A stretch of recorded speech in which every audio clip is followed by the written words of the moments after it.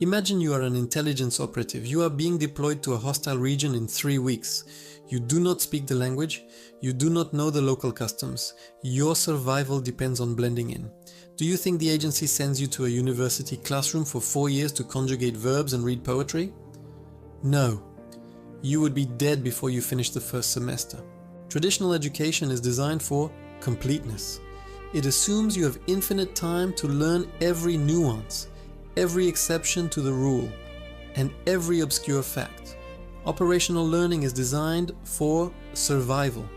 It assumes you have zero time and high stakes. It focuses only on what is functional. If you want to learn a new skill, whether it is coding a new language, video editing, or trading, and you want to do it in record time, you need to stop thinking like a student and start thinking like a spy. You need to adopt the DSS protocol. Deconstruction, selection, sequencing. Here is how you apply it to anything. Step 1. Deconstruction. Break the black box. Most people look at a skill like learning Spanish or learning Python as a monolithic, scary mountain. It's too big. You can't tackle it. You need to take a sledgehammer to it. You need to break the big skill down into its smallest atomic units. If you are learning to play the guitar, you aren't learning guitar. You are learning finger dexterity, chord shapes, strumming patterns, reading tabs. Those are 4 separate skills. If you are learning a language, you are learning vocabulary, grammar structure, pronunciation, listening comprehension. By breaking it down, you remove the fear. You aren't fighting a monster anymore. You are just organizing a pile of Lego bricks. Step 2. Selection. The 80-20 rule. This is where the magic happens. This is the difference between learning in 6 months versus 6 years. The Pareto principle states that 80% of your results come from 20% of your inputs. In skill acquisition, it's even more extreme. It's often 95-5. In the English language, there are over 170,000 words, but 95% of all daily conversation is made up of just 3,000 words. If you learn the top 300 most frequent words, you already possess 65% of the language. Why would you waste time learning the word for aardvark or chandelier in your first week? It is useless data. It is noise. The CIA operative focuses on the minimum effective dose. What are the 20% of chords that show up in 90% of pop songs? G, C, D, and M.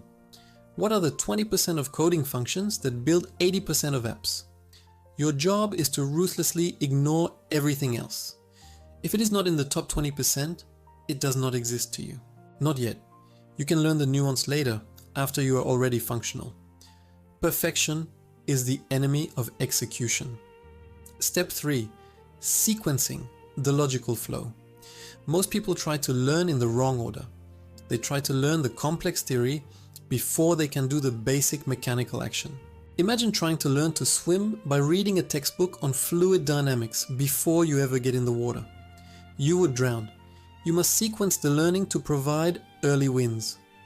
If you are learning a language, do not start with grammar rules. Grammar is boring and abstract. Start with constants, nouns, and verbs you can use immediately to get food or ask for help. If you are learning video editing, do not start with color grading theory. Start with how to cut a clip. The logic is simple. If you can use the skill on day 1 to get a result, your brain releases dopamine. That dopamine keeps you coming back on day 2. If you spend day 1 studying abstract theory, you get no reward and you quit by day 3. The operative needs to be functional now. The stakes variable. There is one final component that makes this protocol work. It's the reason you can memorize the lyrics to a song you like in 10 minutes, but you can't remember a biology definition after 10 hours. Emotional resonance.